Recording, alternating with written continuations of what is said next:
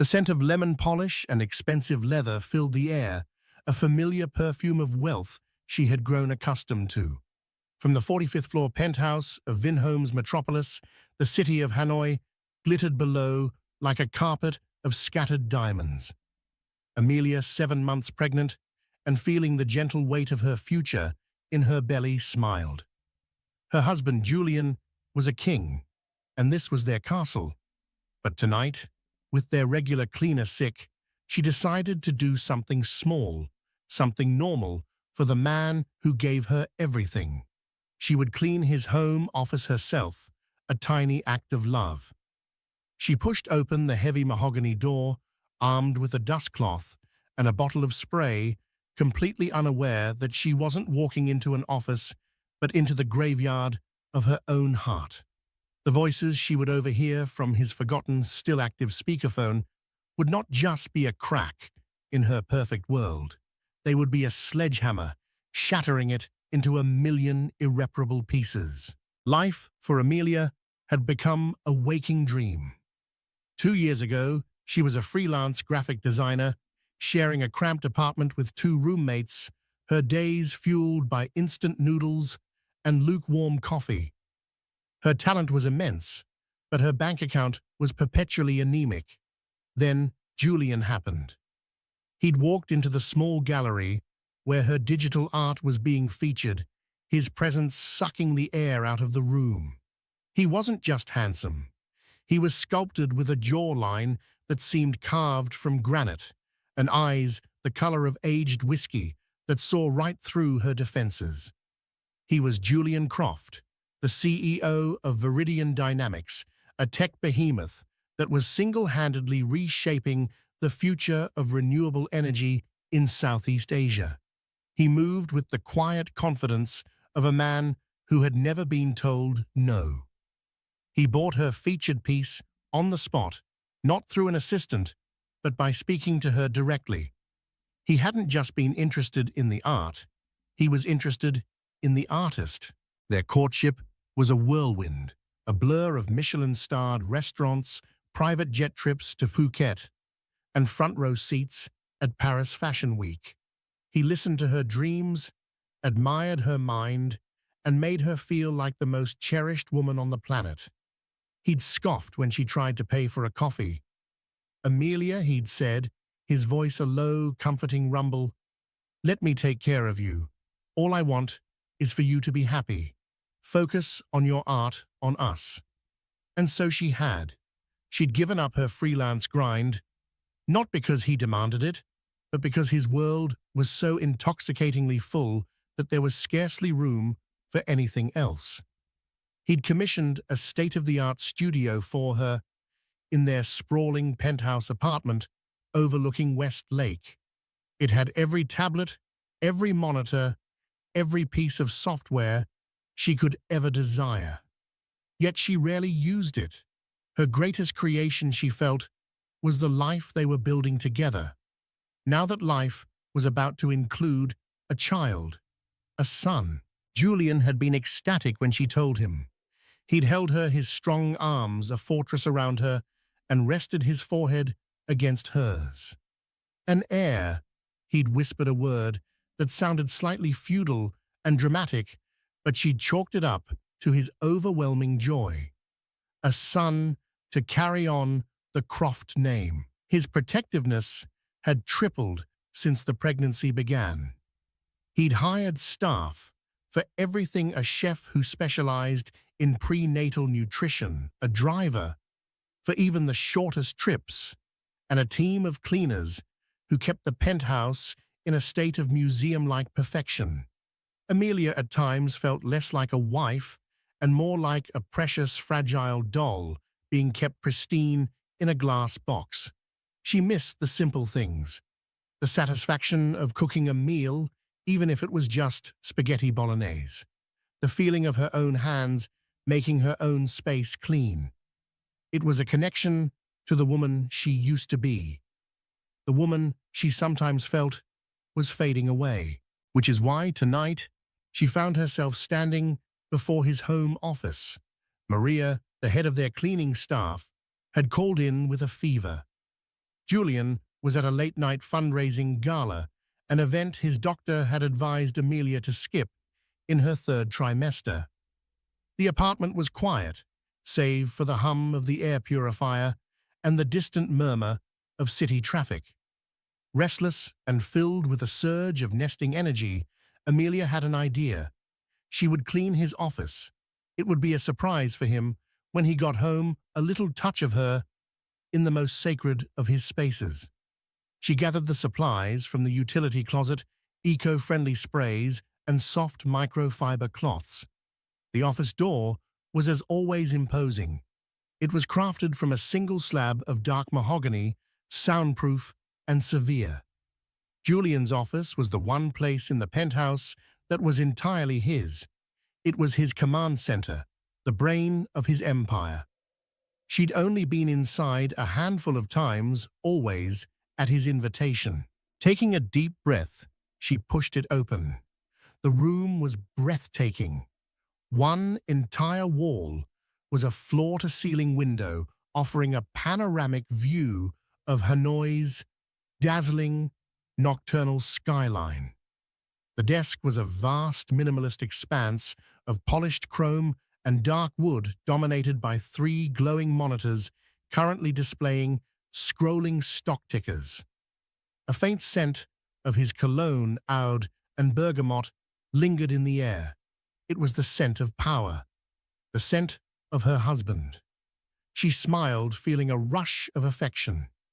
She set to work first, dusting the shelves filled with leather-bound classics and awards for innovation. She polished the glass casings of his scale models of futuristic wind turbines. She moved with a quiet efficiency, the gentle, repetitive motions soothing her restless spirit. The baby gave a soft kick, as if in approval. "Their little one," she whispered, patting her stomach. "We're taking care of Daddy." Her final task was the desk. It was surprisingly tidy, save for a few stray documents and a high-tech conference speakerphone, a sleek black disc in the center. She picked it up to wipe underneath it, and her finger brushed against the main button. It glowed faintly. Odd. She assumed it was off. Thinking nothing of it, she placed it back down and began wiping the surface around it. It was as she was leaning over to polish a chrome leg of the desk that she heard it. A crackle from the speakerphone, followed by a voice. A woman's voice, crisp and sharp as shattered ice. "So the transfer is complete." Amelia froze her hand, hovering in mid-air. She straightened up slowly, her heart beginning to beat a little faster. It was a conference call. He must have forgotten to disconnect it. She should leave. It was a private business call. It was wrong to listen. But then she heard Julian's voice, and it rooted her to the spot. "Yes, Isabella. The funds are in the escrow account. Phase 1 is complete." His voice was tired, but it held the same calm authority it always did. Amelia's brow furrowed. She knew he was closing a major deal, a merger with a rival corporation from Singapore. He'd been stressed about it for weeks. Maybe this was the final step. The woman Isabella spoke again. Her voice was devoid of warmth, pure business. "Good. And the other asset, is it still on track?" Amelia felt a prickle of confusion. Asset? Were they talking about a patent, a piece of technology? Julian sighed. It was a sound Amelia knew well. It was his end of a long day sigh. "Everything is proceeding as planned. The doctor says another 8 to 10 weeks. Healthy. A boy." The cleaning cloth fell from Amelia's hand and landed silently on the plush rug. A cold dread, slick and oily, began to seep into her veins. What was he talking about? Why was he discussing their baby, her pregnancy, on a business call? Isabella laughed, a short, humorless bark. "Excellent. Your little rustic artist is proving to be a surprisingly efficient incubator. I have to admit, Julian, I had my doubts about your choice. She's so painfully simple, but she served her purpose. Rustic artist, incubator, served her purpose. The words didn't compute. They were alien monstrous. Amelia's world tilted on its axis. Her breath hitched in her throat. She felt a sudden sharp pain in her lower abdomen, a cramp of pure shock. She clutched her belly, leaning against the desk for support. Her vision swam. This had to be a mistake, a grotesque misunderstanding. But then Julian spoke again, and his words were the final, brutal confirmation. They were the nails being hammered into the coffin of her life. She has Isabella, he said, his voice flat, devoid of the love and warmth she cherished. It was the voice of a stranger, a cold-hearted executive, discussing a line item on a balance sheet. She played her part perfectly. She believes every word, every kiss, every promise. She has no idea that our marriage is just another clause in the merger agreement. Isabella's voice purred through the speaker. And after the birth, what's the protocol for her retirement? The contract is clear. Julian stated, his voice as sharp as a blade. She'll be well compensated for her services, of course. A generous settlement, a quiet annulment. She signs the NDA, relinquishes all parental rights to the heir, and disappears. She goes back to whatever quaint life she had before me. And the Croft-Lyon merger is solidified with the heir securing the dynasty for the next generation. It's clean. It's business. Relinquishes all parental rights. The phrase echoed in the silent, opulent room. It ricocheted off the glass walls and stabbed into Amelia's heart. This wasn't a baby born of love. This was a commodity, an asset, a living, breathing deal sealer. And she was just the vessel, a temporary employee hired for a 9-month contract to be paid off and discarded like all the others. Her legs gave way. She slid down the side of the desk, landing in a heap on the floor, the plush carpet, doing nothing to soften the blow to her soul. A strangled sob escaped her lips, a raw animal sound of pure agony. The city lights outside blurred into a meaningless smear of color through her tears. The beautiful penthouse was no longer a castle. It was a cage, a beautifully decorated, gilded cage. And she had just realized she wasn't the queen. She was the prize broodmare, and her baby was the trophy. The man she loved, the life she cherished, the future she was carrying inside her, it was all a lie. A meticulously crafted, soul-destroying lie. And the truth overheard in the sterile silence of a forgotten phone call had just broken her completely. For a long moment, Amelia couldn't move. She remained crumpled on the floor, the world reduced to the sound of her own ragged breathing and the frantic, panicked thumping of her heart. The voices from the speakerphone had ceased. The call had ended. But the words lingered, tattooed onto her brain with acid. Incubator, contract, relinquishes all parental rights, disappears. Each word was a physical blow. The cramp in her belly intensified, a knot of terror and betrayal. My baby. She thought, her hands flying to shield her swollen abdomen, a primal protective instinct kicking in. My son. He wasn't an heir. He wasn't a clause in a merger. He was hers. He was a part of her, a tiny, innocent life she had loved fiercely from the moment she saw the second pink line on the test. A wave of nausea washed over her, so violent she thought she might be sick right there on the expensive rug. She crawled, dragging herself away from the desk, from the demonic black disc of the speakerphone, as if it were radioactive. She needed to get out of this room. This room that was supposed to be the heart of her husband's world had become a tomb, the place where her love and naivety were laid to rest. With trembling limbs, she pushed herself up, using a leather armchair for support. She had to be strong. Not for herself, the woman she was 20 minutes ago was already dead, but for the child inside her. Panic was a luxury she couldn't afford. Tears were a weakness she couldn't show. She looked around the office, her eyes now seeing everything with a horrifying new clarity. The awards on the shelf weren't symbols of his brilliance. They were trophies of his ruthlessness. The family photos on the credenza, one of them on their wedding day, another of them in Halong Bay, both of them beaming, were props.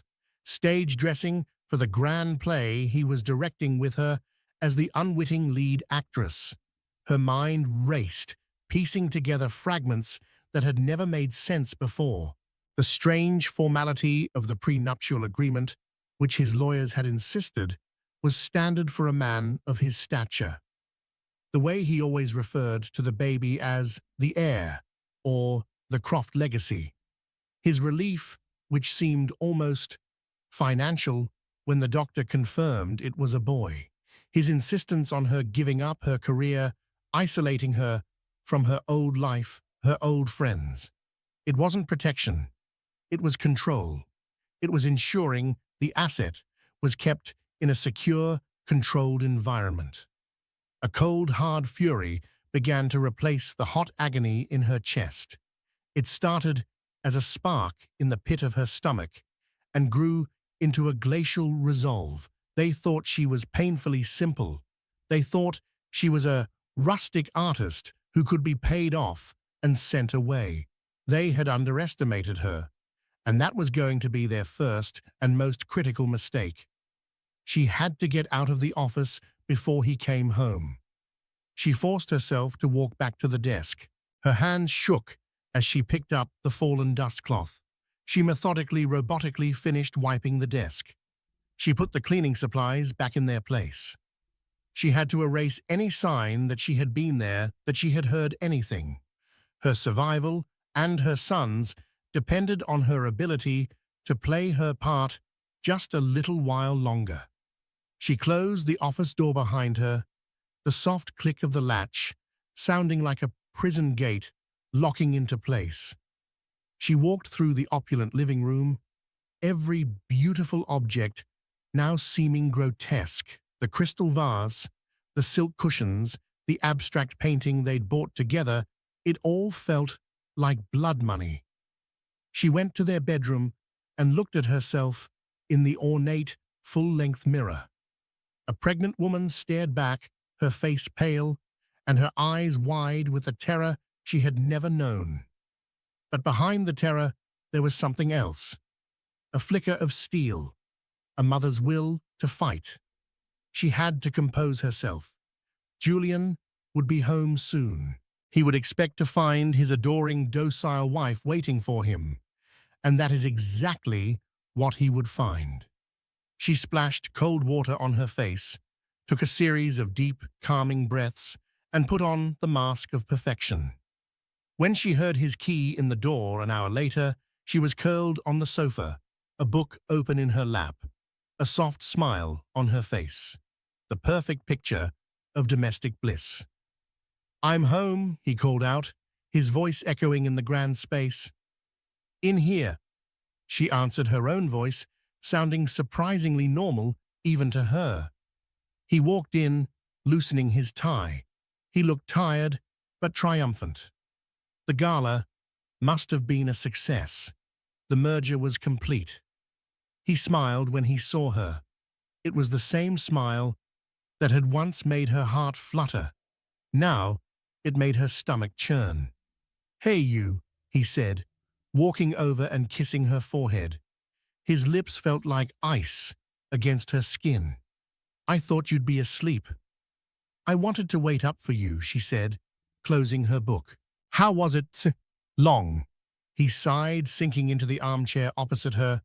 "But productive. very productive. He looked at her, his gaze softening as it fell to her stomach. And how are my two favorite people doing? How dare you, she screamed in her mind. How dare you pretend, but outwardly she smiled. We're good. He's been a little quiet tonight. I think he's sleeping. He needs his rest. He's got a big life ahead of him, Julian said, a note of deep satisfaction in his voice.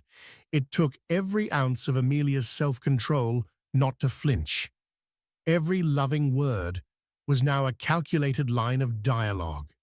Every tender gesture was a deception. He was a phenomenal actor. She had to be better. I was thinking, she said, keeping her tone light and casual, now that we know it's a boy, maybe we should start seriously thinking about names. He looked at her, a flicker of something unreadable in his whiskey-colored eyes. Was it surprise, annoyance that she was deviating from the script? Of course, he said smoothly. We can do that. Any ideas? I was thinking of names from my side of the family. She began testing the waters. Maybe Michael after my grandfather. Julian's smile tightened, almost imperceptibly. A strong name, but I was thinking something more traditional, something with history. Alexander, perhaps? Or Spencer? Something befitting the Croft name. Befitting the merger, she corrected silently. He wasn't choosing a name for a son. He was choosing a brand for a product. Of course, Amelia said, forcing a gentle laugh. Whatever you think is best, Julian. She saw the subtle relaxation in his shoulders. She had passed the test.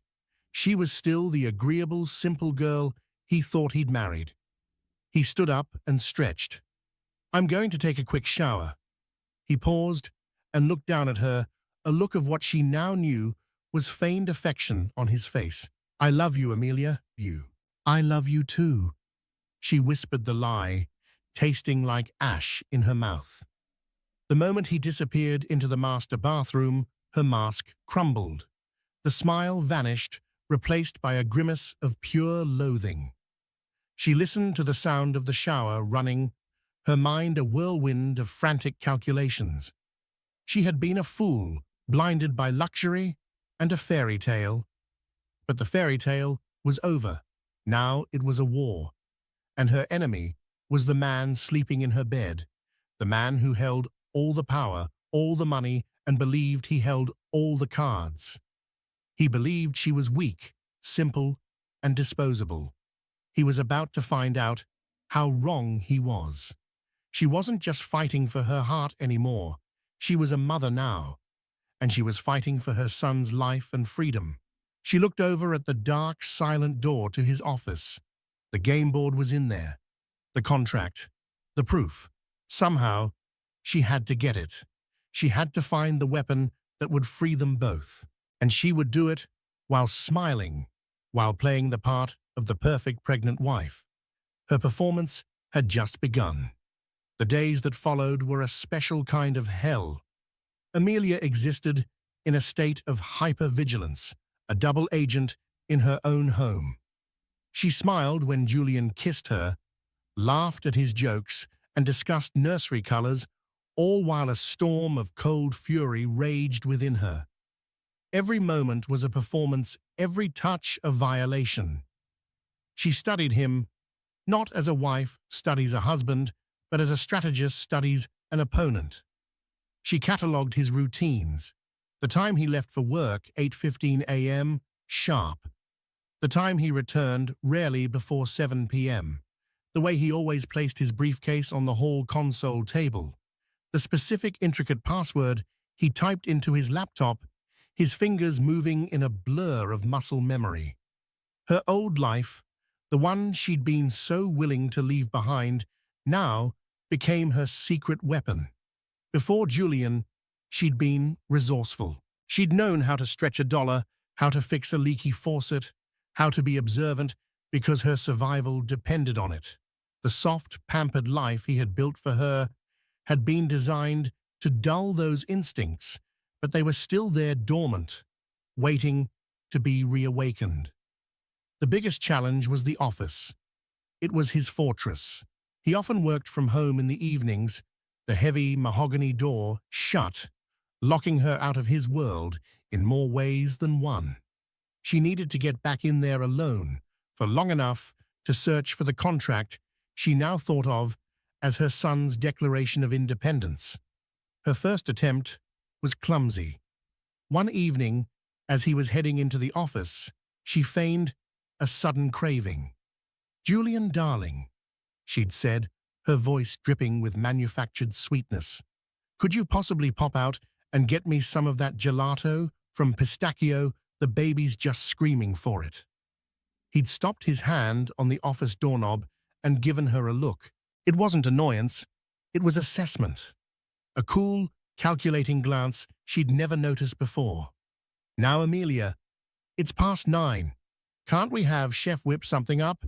"It's not the same," she'd pouted, putting a hand on her belly. "He's being very specific tonight."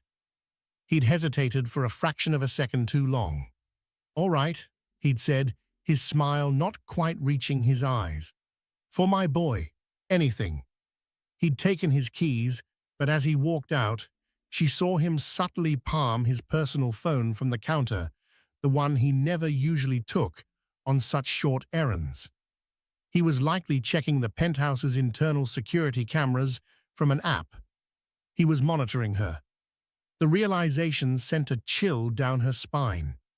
The cage was even smaller and more secure than she'd imagined. By the time he returned, she had done nothing but sit on the sofa, feigning impatience. She had to be smarter. She needed a legitimate reason to have the penthouse to herself without him being able to check in. The opportunity came a week later, disguised as a gesture of his care. "Amelia," he announced over breakfast, "I've booked you a full day at the Serenity Spa at the Metropole. A prenatal package, massage, facial, the works. My mother always said it was important to be pampered during pregnancy. You deserve it." "Get her out of the house," she translated internally. "Keep the incubator happy and docile." "Oh, Julian, that's so thoughtful," she cooed, her heart pounding with a new idea. "But my back has been so stiff. I was wondering, could they possibly do a home visit? I'd feel so much more comfortable here." He considered it. A home visit was still pampering. It still fit the narrative of the caring husband. "I suppose so," he said slowly. "If that's what you want, I'll have my assistant arrange it for this Friday. I have back-to-back board meetings all day, so I'll be out of your hair." It was perfect, a block of time, a legitimate reason for him to be gone and for the security systems to be less of a concern. Friday. She had 3 days to prepare. Her past as a graphic designer and digital artist had made her tech-savvy. She spent hours online using encrypted browsers on a burner tablet she'd bought with cash, researching high-end home security systems and corporate-grade safes. Men like Julian didn't hide important documents in a filing cabinet. They used something far more secure. Her search led her to the Aegis Pro, a biometric safe, often disguised as a piece of furniture or hidden behind a wall panel. It could be opened with a fingerprint and a multi-digit code. His fingerprint was the problem. The code, she suspected, would be something sentimental. It was the hubris of men like Julian. They compartmentalized their lives so completely that they couldn't imagine their sentimental side being used as a weapon against their business side. The date they met, their wedding anniversary, his birthday. She made a list of possibilities. Friday arrived. A masseuse, a sweet woman named Lynn, arrived at 10 in the morning. Amelia guided her to the spare bedroom far from the office. "I just need an hour or so," Amelia said. "Focus on my lower back, please." As Lynn's expert hands worked on her aching muscles, Amelia's mind was a whirlwind. This had to work. It was her only chance. After the massage, she felt genuinely relaxed, but her nerves were shot. She thanked Lynn, saw her out, and then the silence of the penthouse descended. It was go time. She locked the front door and drew the curtains, plunging the apartment into a dim twilight. She went straight to the office. The imposing mahogany door felt like the entrance to a dragon's lair. She stepped inside, her heart hammering against her ribs. Where would he hide it? She scanned the room, her eyes darting over every surface. The bookshelf, too obvious. The desk, too accessible. Her gaze fell upon a large framed abstract painting on the wall opposite the desk. It was a chaotic swirl of blacks and grays, a piece Julian had bought saying it represented the beautiful chaos of creation. It was the only piece of art in the room that wasn't hers. It hung slightly too far off the wall, she now noticed. With her breath held, she approached it. She ran her fingers along the heavy, ornate frame. Near the bottom, her fingers found a tiny, almost invisible indentation. She pressed it. There was a soft, pneumatic hiss, and the entire painting swung outward, like a door, revealing a flat, gunmetal gray panel set flush into the wall. The Aegis Pro. In the center was a small screen and a fingerprint scanner. Her stomach dropped. The fingerprint. How could she possibly get his fingerprint? She stared at the scanner, her mind racing. She couldn't force him.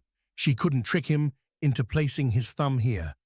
Then her eyes landed on his desk, on his crystal glass of water from breakfast that morning, which the cleaners had been instructed not to touch until the evening. It was a long shot, a crazy movie plot idea, but it was the only one she had. Drawing on her long-forgotten art school skills, the patience for detail, the steady hand required for fine brushwork, she retrieved the glass. She took out a small container of the baby powder she had bought for the nursery and a makeup brush. Gently, she dusted the glass. Several faint whorled smudges appeared. His fingerprints. She selected the clearest one on the curve of the glass. Now for the hard part. Using a strip of high-quality packing tape she'd found, she carefully lifted the print. It was a delicate operation, her hands surprisingly steady. The faint, oily residue of his thumbprint transferred to the sticky surface of the tape. She carried the tape over to the safe as if it were a holy relic. This was insane. It wouldn't work. These things were designed to prevent exactly this. But she had to try. She carefully placed the tape over the scanner, pressing it flat. The scanner glowed red for a moment, then beeped angrily. Access denied. Her heart sank. Of course, it was too simple. She was about to give up when she remembered something she'd read on a security forum. Some older biometric models had a flaw. They could be fooled, but they needed a conductive layer. The human skin's natural electricity. The tape was an insulator. Frantic, she looked around. What could she use? Her eyes landed on a small bowl of paperclips on the desk. Metal. Conductive.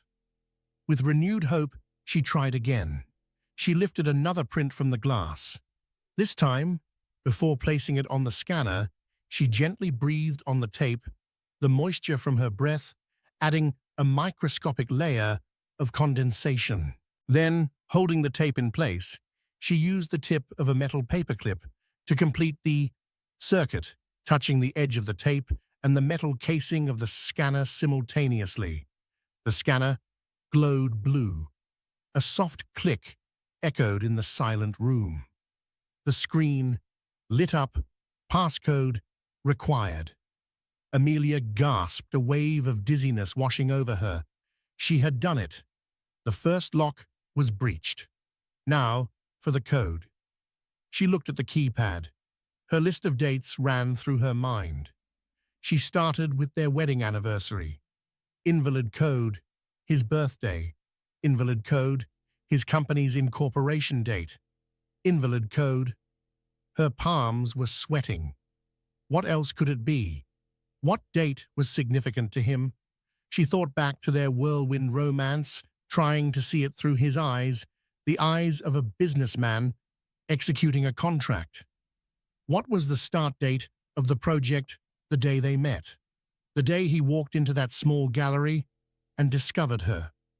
Her fingers trembled as she typed in the date 10/6/23, June 10th, the day her old life had ended and this gilded lie had begun. There was another soft click. A green light flashed. Access granted. With a deep, shuddering breath, Amelia pulled the heavy steel door open. Inside were not jewels or cash, but neat stacks of folders and several hard drives. Her eyes scanned the labels, which were written in Julian's sharp, precise handwriting.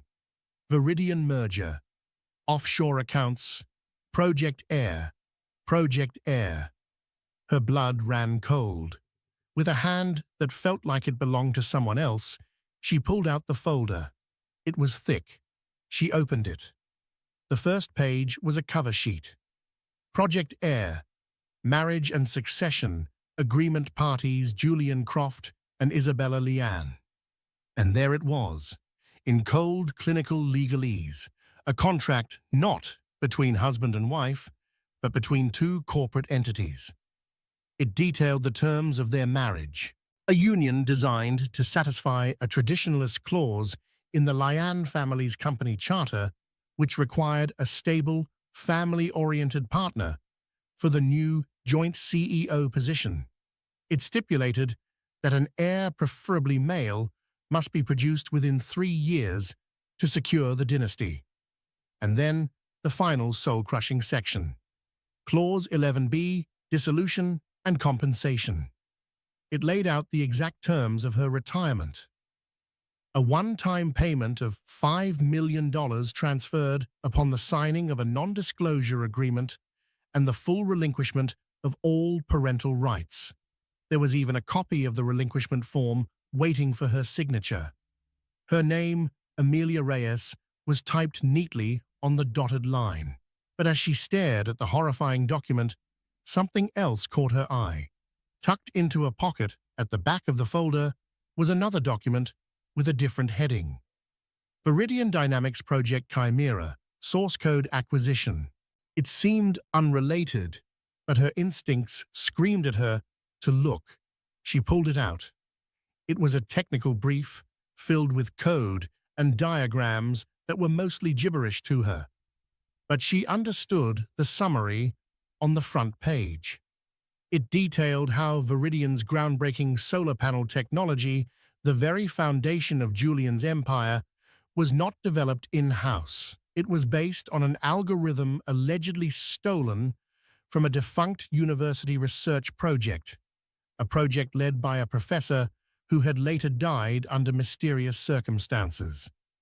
Amelia's blood turned to ice. This wasn't just a story of a broken heart. This was a story of profound criminal corruption. Julian hadn't just built his life with her on a lie. He had built his entire empire on one. She had found the contract that could destroy her life. And right next to it, she had found the one that could destroy his. Clutching the folders to her chest, she knew the game had changed. This was no longer just about escape. This was about justice. And she, the painfully simple artist, was now holding all the pieces. She took out her burner phone and began to photograph every single page, her face illuminated by the cold, merciless glow of the screen. The week after finding the documents was the most difficult of Amelia's life. Possessing the truth was one thing. Knowing how to wield it was another entirely. The evidence sat on her encrypted tablet, a ticking time bomb in her bedside drawer. Every time Julian smiled at her, every time he placed a hand on her stomach to feel their son kick, she felt a surge of revulsion, so powerful It almost choked her. She was a living, breathing lie, and the hypocrisy of it was eating her alive. She knew she couldn't do this alone. Julian was a titan surrounded by an army of lawyers who could bury her in litigation until her son was in college.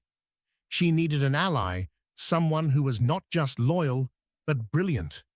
Someone from her old life. Her mind immediately went to David Chen.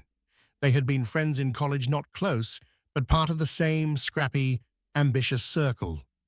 While she pursued art, he'd pursued law with a ferocious intensity. The last she'd heard, he'd become a rising star in corporate litigation at a small but tenacious boutique firm in the city known for taking on giants. He was sharp, relentless, and he had a strong moral compass, a rarity in the worlds he now moved in. Most importantly, he despised bullies. Finding him was a risk. Julian had eyes and ears everywhere. She couldn't just call him. She had to use the same caution and meticulous planning she'd used to crack the safe. She created a new anonymous email address at a public library computer 2 districts away. The message she sent was brief and cryptic. Subject: Old friend, new project. Art-related. Hi, David. It's Amelia Reyes. We knew each other back at university. I know it's been a while. I have a very sensitive, high-value commission I need to discuss with a legal expert I can trust. It requires absolute discretion. Are you available for a consultation? Best, Amelia. She didn't mention Julian. She didn't mention marriage. She framed it as art, the one thing that still connected to her old identity. His reply came 2 days later. It was cautious, but intrigued. Amelia, good to hear from you. My door is always open for a consultation. Let me know when and where. David. She arranged to meet him at a noisy, crowded Fio restaurant in the Old Quarter, a place no one would ever expect to see the wife of Julian Croft. She dressed down, wearing an old hoodie and a baseball cap, and took a convoluted route using 2 different ride-sharing apps and a short walk to get there, ensuring she wasn't followed. When she saw David, her heart settled for the first time in weeks. He looked the same, just with a more expensive suit and a few more lines of concentration around his eyes. He stood up as she approached, his expression shifting from curiosity to shock as he took in her appearance and her very obvious pregnancy.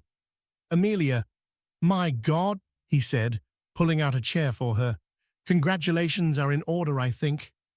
Thank you, David, she said, her voice trembling slightly. But I'm afraid this isn't a social call. They ordered quickly, and then in low, urgent tones, she told him everything. She started with the fairy tale, the marriage, the penthouse. Then she told him about the overhearing, the phone call, the words incubator and contract. She saw the easy smile fade from his face, replaced by a look of grim focus. Finally, she slid the burner tablet across the table. It's all there, she whispered. The marriage contract, Project Air, and something else. Something I think is much worse. David spent the next 20 minutes in complete silence, his eyes scanning the documents she had photographed. He scrolled through page after page, his jaw tightening. When he got to the Project Chimera file, he stopped, letting out a low whistle. He read the summary twice, then looked up at her, his eyes blazing with a lawyer's righteous fire.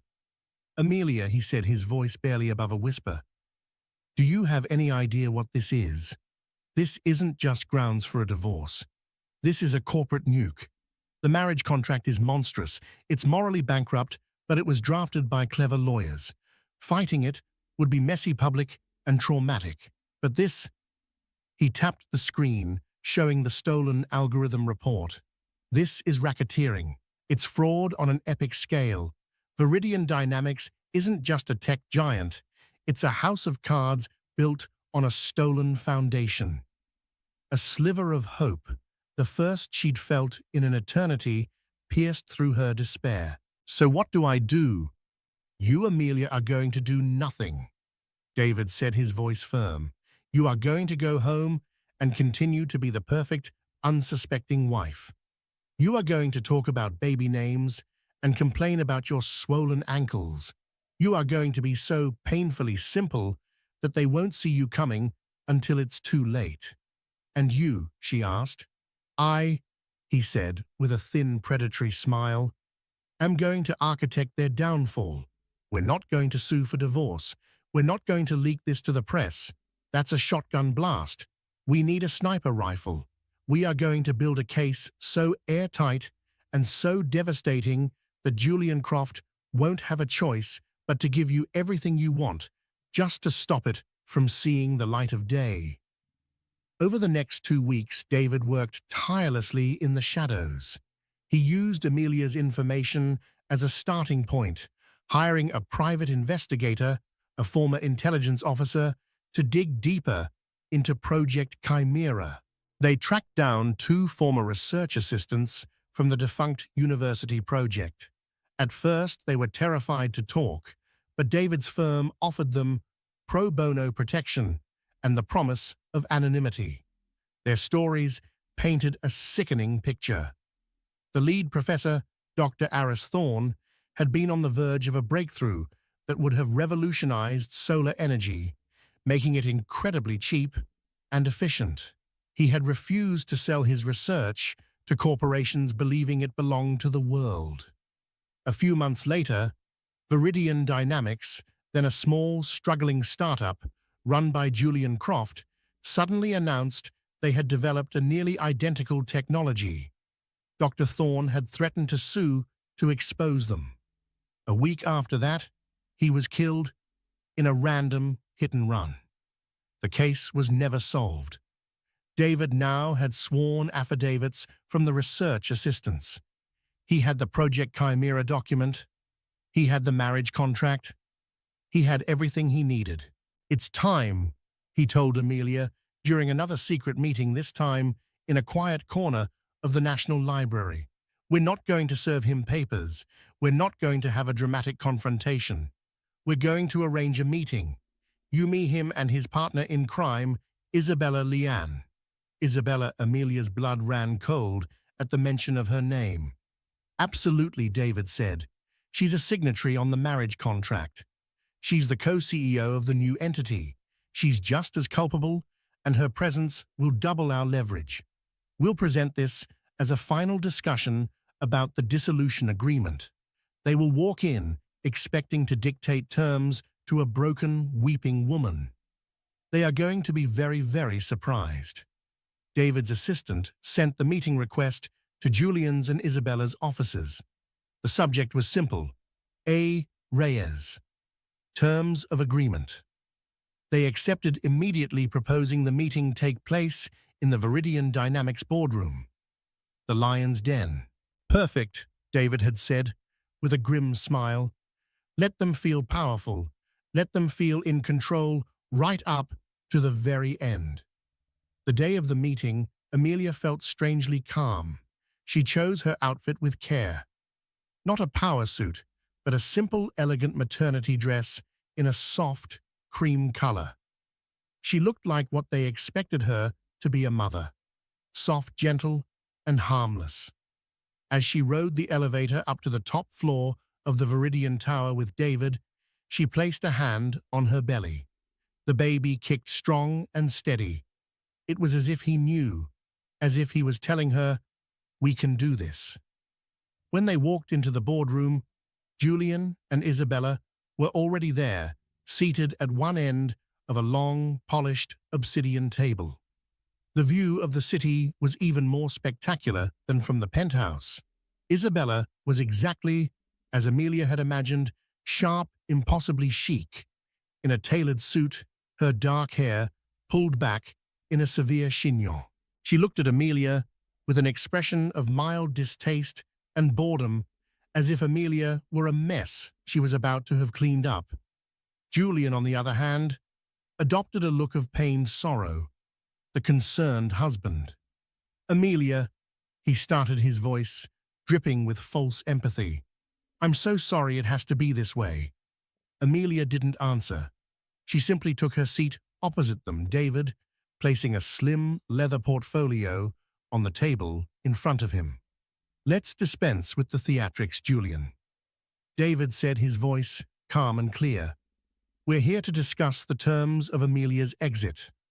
We've reviewed the Project Air agreement, and while we find it creative, my client feels the compensation offered is inadequate for her services." Isabella scoffed, a delicate, condescending sound. "Inadequate $5 million for 9 months of lying around seems more than generous for a woman of her background." Amelia met Isabella's cold gaze and held it, her silence more powerful than any retort. She would not let them bait her. "We're not here to negotiate the price of a child," David said coolly. He opened the portfolio. "We're here to discuss the price of your silence." He slid 2 documents across the table. The first was a copy of the marriage contract. Julian and Isabella barely glanced at it. The second was the cover sheet for Project Chimera. Julian's face went white. He stared at the paper as if it were a venomous snake. Isabella leaned forward, her brow furrowed in confusion, and read the title. "What is this?" she snapped, looking at Julian. "This," David said, "is the real foundation of Viridian dynamics. The story of a brilliant professor named Aris Thorne, and how his life's work, which he refused to sell miraculously, became your company's flagship technology just after his tragic and unsolved death." He then slid across the sworn affidavits from the research assistants, and these are the people who are willing to testify to that story under oath. The color drained from Isabella's face. The mask of bored superiority vanished, replaced by dawning horror and fury as she stared at Julian. She had merged her family's legitimate century-old company with a criminal enterprise. "You see," David continued, his voice dropping to a near whisper, "we're no longer discussing Amelia's quiet disappearance. We're discussing whether the two of you and the entire board of the newly formed Croft-Lian Corporation are going to be indicted for corporate espionage, fraud, and potentially accessories to a wrongful death investigation. We're discussing whether the name Viridian becomes synonymous with Enron." The silence in the room was absolute, broken only by the faint hum of the air conditioning. Julian looked from the papers to David, to the cold fury in Isabella's eyes, and finally to Amelia. He was looking for the weeping, hysterical woman he thought he knew. He was looking for the sheet, simple artist he could manipulate. But the woman who met his gaze was a stranger. Her expression was serene. Her eyes were clear and steady, and in their depths he saw not heartbreak, but a steel conviction that terrified him. He had thought he was the director of the show, but he was just a character in hers, and she was about to write the final scene. The boardroom, once a symbol of Julian's absolute power, had become his tribunal. The panoramic view of the city seemed to mock him, a glittering empire on the verge of collapse. Isabella had pushed her chair back, putting a physical distance between herself and Julian, her face a mask of cold fury. She looked at him as if he were a contagion. Julian, for the first time since Amelia had known him, was utterly lost. His charismatic facade had shattered, revealing the cornered man beneath. He opened his mouth, but no words came. It was Amelia who finally broke the suffocating silence. Her quiet voice commanded the room. "This is what is going to happen," she said, looking directly at Julian. Her gaze was not that of a victim, but of an arbiter. David slid a single slim leather portfolio onto the obsidian table. "My client has prepared her own terms," he stated. "Consider it a counter-offer." Julian stared at the portfolio as Amelia began to speak, her voice gaining strength with every non-negotiable demand. "First," she began, "an irrevocable trust fund of $100 million will be established for my son. It will be managed by an independent trustee. He will want for nothing, but he will not be poisoned by the kind of wealth that corrupts." "$100 million," Julian choked out. "That's insane." "Is it?" David interjected smoothly. "It seems a small price to avoid the implosion of a multi-billion-dollar corporation and decades in prison. Consider it a business expense." Amelia continued unflustered. "Second, the penthouse. It will be transferred into my name, free and clear. My son will be born in his own home. A home I will cleanse of your memory."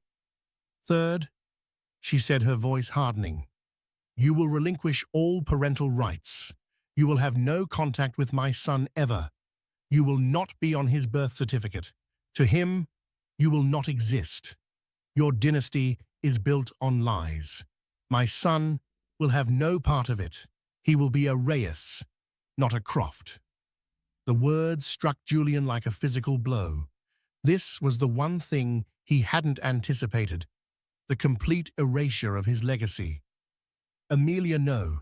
He's my son." "He is my son," she corrected him, her voice like ice. "He was never anything more than a commodity to you, a bargaining chip. That ends now." Isabella, who had been seething in silence, finally spoke, her voice venomous and aimed entirely at Julian. "Give her what she wants. This is the mess you created." She then turned her glacial gaze to Amelia. "This protects you. But what about my family's company? My reputation? You can still ruin us." "I know," Amelia said simply. This was the final crucial piece of her plan. "Which brings me to my final term, the Project Chimera evidence." David elaborated his tone, leaving no room for negotiation. "All evidence of Viridian's fraudulent origins will be placed in a secure vault. It will remain there untouched on one condition: you adhere to every term of this agreement for the rest of your lives. But the moment you breach this contract, if you stop a payment, if you try to contact Amelia or the child, the contents of that vault go directly to the Attorney General's office and the international press. Think of it as a permanent insurance policy. You will spend the rest of your lives looking over your shoulders." It was a brilliant, devastating checkmate. She wasn't just taking his money or his child. She was taking their freedom, shackling them to her silence forever. Julian slumped in his chair, defeated. Isabella, ever the pragmatist, saw this was the only way to salvage her family's name. "Draw up the papers," she said to David. She stood, her composure immaculate once more, and walked out of the boardroom without a backward glance, leaving Julian alone in the ruins he had built. He sat there for a long moment, staring at Amelia, searching for a flicker of the woman he thought he'd married. He found none. "We had a good life, Amelia," he whispered, a pathetic last attempt at manipulation.